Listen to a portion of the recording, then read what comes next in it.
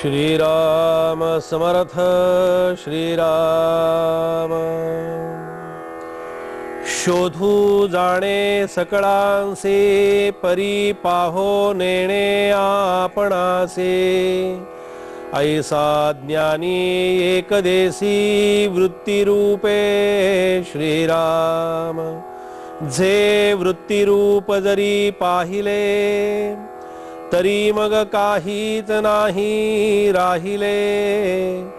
प्रकृती निरासे अवघेची गेले, विकारवंत श्रीराम। उरले ते निखळ निर्गुण, विवंचिता तेची आपण। ऐसी हे परमार्थाची खूण, अगाध आहे श्रीराम। फळ एक आपण एक, ऐसा नाही हा विवेक। फळाचे फळ कोणी एक, स्वयेची होई जे श्रीराम। रंक होता राजा झाला, बरे पाहता प्रत्यये आला। रंगपणाचा गलबला, रंकी करावा श्रीराम। वेद शास्त्रे पुराणे, नाना साधने निरूपणे। सिद्ध साधू ज्या कारणे, नाना सायास करीती श्रीराम। आपण साक्षीत्वानं जगत आहोत। शोधू जाणे सकळांसी, परी पाहू नेणे आपणासी। ऐसा ज्ञानी एकदेसी, वृत्ती रूपे।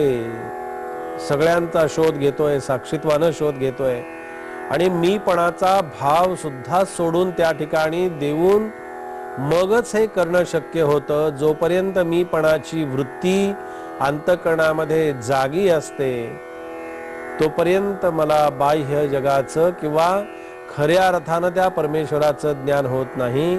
म्हणून भोवतीचं दृश्य विश्व असूनही त्यातलं मिथ्यापण आपल्याला, आपल्या वृत्तीला सहजपणे जाणवण्यासाठी आपण देहबुद्धीनं सतत जगतच असतो। देहबुद्धीवरती त्याचे सगळे अनुभव येतच असतात। पण या वृत्तीतून बाहेर पडण्यासाठी या अष्टधा प्रकृतीचा एकदा का कायमचा निराश झाला, ही अष्टधा प्रकृतीचे एकदा पूर्णपणे निराश झाल्यानंतर मग काय शिल्लक राहतं, तर उरले ते निखळ निर्गुण। मग जे त्यातून शिल्लक राहतं ते निखळ निर्गुण अशा प्रकारचं जे परमात्म तत्व आहे, त्या परमात्म तत्व फक्त शिल्लक राहतं, बाकी काही शिल्लक राहत नाही। म्हणून ते तत्व शोधण्यासाठी आणि त्या तत्वाचा किंवा त्याची अनुभूती घेण्यासाठी ही स्थिती यावी लागते। ती साधकाला स्थिती फक्त साधनेच्या माध्यमातूनच येण्याची व्यवस्था आहे। ही स्थिती येण्यासाठी कुठेही क्लास नाहीत, कुठेही वर्ग नाहीत, कुठेही शिबिर नाहीत, कुठेही हे आत्म्याचं ज्ञान होण्यासाठी किंवा आत्मज्ञानाच्या प्राप्तीसाठी स्वतः साधन आपण स्वतःच करावं लागतं। म्हणून आपले गुरु कितीही मोठे असले, आपल्या गुरु कितीही साधन आपल्या गुरूंनी केलेलं असलं किंवा करत असले, तरी गुरूंनी केलेल्या साधनाची फक्त आपल्याला कृपेची प्रचिती येते। पण आपण जर असं म्हटलं की काही नाही, आमचे गुरु आमचे साधन करतात, आता आमचं साधन जर आमच्या गुरूंच्याकडे जर आम्ही दिलं, तर तसं ते साधन एकानं दुसऱ्याचं साधन करून कधी तसं साधन केलं जात नाही। तसं ते साधन शुद्ध स्वरूपाचं चांगल्या प्रतीचं साधन होऊ शकत नाही। हे ज्याचं त्यानंच करावं लागतं। ही व्यवस्था फक्त परमार्थामध्येच आहे आणि म्हणून ती स्थिती येण्यासाठी आपल्याला स्वतः साधन करून मग गुरूंचा मंत्र घेऊन, गुरूंच्याकडची दीक्षा घेऊन, गुरूंच्या माध्यमातून आपल्याला हे साधन केलं की त्या साधनेच्या पाठीमागे असणारी गुरुकृपा जी असते ना, ती गुरुकृपा हे सगळं करून घेत असते. म्हणजे याचा अर्थ असा नव्हे की अनुग्रह घेतल्यानंतर, गुरुमंत्र घेतल्यानंतर आपल्याला काहीच करायचं नाही, असं नाही. उलट जेव्हा काही खरंच आत्म्याच्या प्राप्तीसाठी करण्याची अंतःकरणापासून इच्छा निर्माण होते ना, त्याच वेळी तो अनुग्रह होतो. अनुग्रह म्हणजे आपल्या पाठीमागे असणारी सद्गुरूंची चैतन्यरूपी शक्ती हे सगळं कार्य आपल्याकडून करून घेत असते. म्हणून अनुग्रह घेत असताना किंवा अनुग्रह घेतल्यानंतर आपल्या मनाची धारणा अशी असावी की आता बस, आता मी आणि माझं करणं जे आहे, हे मी आणि माझं करणं हे फक्त ईश्वरासाठीच आहे. आणि ही जेव्हा साधकाची किंवा उपासकाची आणि अनुग्रह घेतलेल्या साधकाची अवस्था निर्माण होईल, त्यावेळेला गुरूंची जबाबदारी वाढलेली असते आणि गुरूंना त्याच्याकडून ते साधन करून घेऊन त्याला याच्यातून मुक्त करायचं असतं.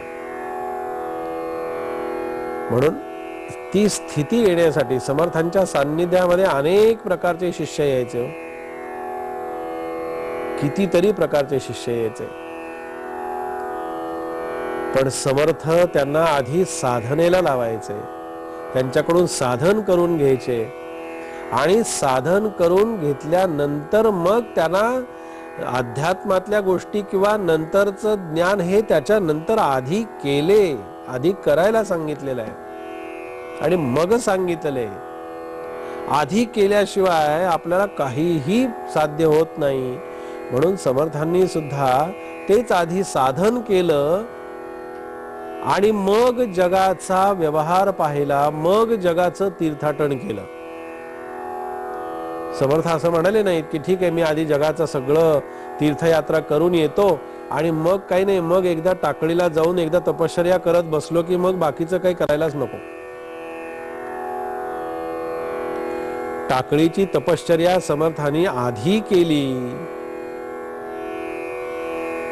आणि त्या काळाराम मंदिरामध्ये समर्थ जेव्हा गेले, रामाच्या समोर उभे राहिले, तेव्हा रामाच्याकडे पाहत असताना समर्थांच्या अंतःकरणातल्या भाववृत्ती अशा पूर्णपणे जाग्या झाल्या आणि समर्थांच्या मुखातून शब्द बाहेर पडले,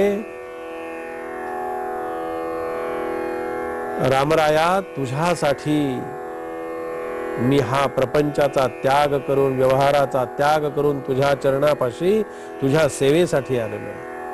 रामचंद्रा, तुझा वियोग ऐसा नको रे प्रसंग. रामा, तुझ कारणे सर्व संग त्यक्त केला. रामा, तुझिया स्वामीपणे मी हे ब्रह्मांड मानी ठेंगणे. रामा, तुझविण कोण जाणे अंतरामुचे.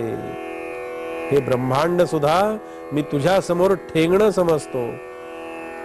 म्हणजे ब्रह्मांडापेक्षाही समर्थ रामाला त्या अर्थतेनं हाक मारतात. आणि अशा समर्थांनी शिष्यांना आधी घडवलं, त्यांची घडणजडण केली समर्थांच्या सान्निध्यामध्ये. हे बघा, ती स्थिती जर साधकाला प्राप्त झालेली नसेल तर काय घडतं? चाफळचा प्रसंग आहे. समर्थांचं वास्तव्य चाफळलंय आणि समर्थांच्या अम्माई नावाच्या एक शिष्या होत्या आणि पाकशाळेमध्ये स्वयंपाक करायचा आणि समर्थांना भोजनासाठी किंवा त्या ठिकाणी नैवेद्य द्यायचा, रामरायांचा नैवेद्य, समर्थांचा नैवेद्य, समर्थांचं भोजन, ही त्यांच्याकडे सेवा होती. आणि या अम्माई इतक्या निष्ठेने समर्थांची सेवा करत असत. खरंच किती भाग्य असेल त्यांचं, प्रत्यक्ष समर्थांना जीव घालण्याचं आणि त्यांना स्वतः स्वयंपाक करून भोजन करण्याची सेवा त्यांना मिळावी, केवढं भाग्य आहे. एक दिवस असाच उजाडला. समर्थांचं ताट नैवेद्याचं त्यांनी त्या ठिकाणी त्यांच्या समोर नेऊन ठेवलं आणि नेऊन ठेवल्यानंतर समर्थ एकांतामध्ये भोजन करत असत. त्यांनी ताट ठेवलं, दार असं थोडंसं पुढे करून घेतलं आणि स्वयंपाक घराकडे जायला निघाल्या. बघा स्त्री स्वभाव कसा असतो. का कुणास ठाऊक त्या दिवशी मनामध्ये त्यांच्या आलं की समर्थ एकटे जेवायला बसलेले आहेत आणि त्यांना काही हवं असेल का, त्यांना काही आणखीन काही पाहिजे असेल का, त्यांना काही आणखीन काही, या भावनेनं आता दार उघडून बघण्याची तर काही त्यांचं धाडस नव्हतं, विचारण्याचं तर मुळीच नाही.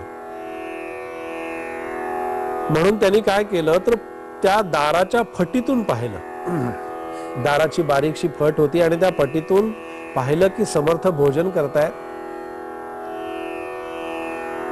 काय सांगावं आपल्याला, त्या फटीतून पाहिल्यानंतर समर्थ त्या ठिकाणी भोजन एकटे करत नव्हते, तर समर्थांच्या बरोबर मारुतीराय त्यांच्या बरोबर भोजन करत बसले होते. समर्थ एका ताटामध्ये मारुतीरायांना त्या ठिकाणी नैवेद्य अर्पण करत होते आणि भोजन चाललेलं होतं त्या ठिकाणी समर्थांचं आणि मारुतीरायांचं. आणि हे त्या अम्माईंनी त्या दाराच्या फटीतून पाहिलं आणि मूर्छित होऊन पडल्या. ते तेज सहन झालं नाही, तो प्रकाश सहन झाला नाही. समर्थांच्या सान्निध्यामध्ये होत्या, पण तरी सुद्धा साधनेनं अजून तेवढी तयारी व्हायची होती, ते सहन झालं नाही आणि मूर्छित पडल्या. ती स्थिती प्राप्त नव्हती झालेली. मेरुस्वामी फार सुंदर वर्णन करतात घडलेल्या प्रसंगाचा. हा घडलेला प्रसंग आहे. या ठिकाणी मेरुस्वामी असं म्हणतात की एकांत देवगृहात दृष्टीस न पडता भोजन करीत, स्थिती न कळता भाविक तेथ वनिता वाढत गेली. तव ते प्रत्यक्ष कवी रूपते, दोही होत जेविते ते. दोही म्हणजे मारुतीराय आणि समर्थ. झाला भयंकरतेने सकंपे, सळोनी पडिली मूर्छितते. असा प्रसंग सतीबाईंच्या जीवनामध्ये घडलेला होता. सांगण्याचं तात्पर्य दृष्टांताचं एवढंच आहे की ते दृश्य देवताला सुद्धा पाहण्यासाठी किंवा देवतांची अनुभूती घेण्यासाठी सुद्धा साधनेनं तेवढी मनाची, अंतःकरणाची, वृत्तीची तेवढी तयारी व्हावी लागते. म्हणून त्यासाठी ते साधन असतं. आणि त्या साधनेच्या जोडीला, साधनेच्या बरोबरीनं आपल्याला हाच विचार करायचा असतो, आपण काय करतो हे करत असताना आपल्या अंतःकरणाची स्थिती आपण पाहत नाही. आपल्याला बाहेरच्या परिस्थितीची जाणीव असते, पण आपल्या अंतरातल्या स्थितीची आपल्याला कल्पना असत नाही. म्हणून त्यासाठी अंतःकरणापासून उमटलेले शब्द या ठिकाणी असे आहेत. नका पाहू बहिरंग, पहा जरा अंतरात, राम पांडुरंगाचे व्हावे एकनिष्ठ भक्त. राम आणि पांडुरंग दोन्ही वेगळ आली नावे.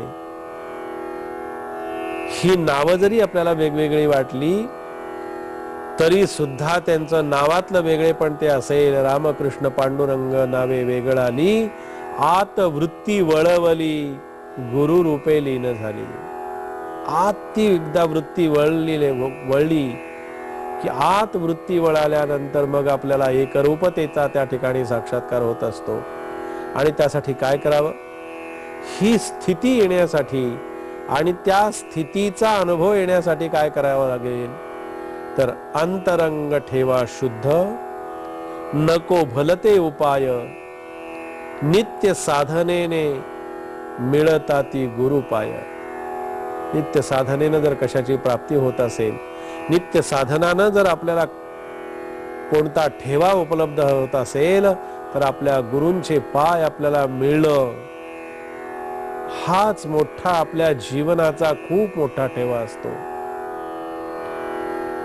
देवलोकी जाण्यासाठी करा देवाची हो भक्ती, पितरांची करिता भक्ती, त्यासी पितृलोक प्राप्ती. पहा देवरूप खरे, पहा देवरूप खरे, चराचरी ईश रूप, व्हावे तुम्ही देहातीत, अंतरंगीचा हा संकेत. हा तुम्ही देहातीत, अंतरीचा हा संकेत. हाच संकेत समर्थ या ठिकाणी देतात. म्हणून पुढे समर्थाने असं म्हटलंय की वेदशास्त्रे पुराणे नाना साधने निरूपणे, सिद्ध साधू ज्या कारणे सायास करीती. कशासाठी आहेत वेद शास्त्र पुराण, वेगवेगळी साधनं निरूपण ही कशासाठी आहेत? तर त्या परमात्म्याचा शोध अंतरामध्ये लावण्यासाठी किंवा त्या परमात्म्याची प्राप्ती करून घेण्यासाठी ही साधन आहेत. आणि त्या साधनाचा उपाय समर्थ आपल्या हातामध्ये देत आहेत. आजच्या दासबोध चिंतनामध्ये आपण या समर्थ विचारांचं इथे चिंतन केलं. उद्याच्या दासबोध चिंतनामध्ये समर्थ आपल्याला कोणते विचारधन देणार आहेत ते आपण पाहू. जय जय रघुवीर समर्थ.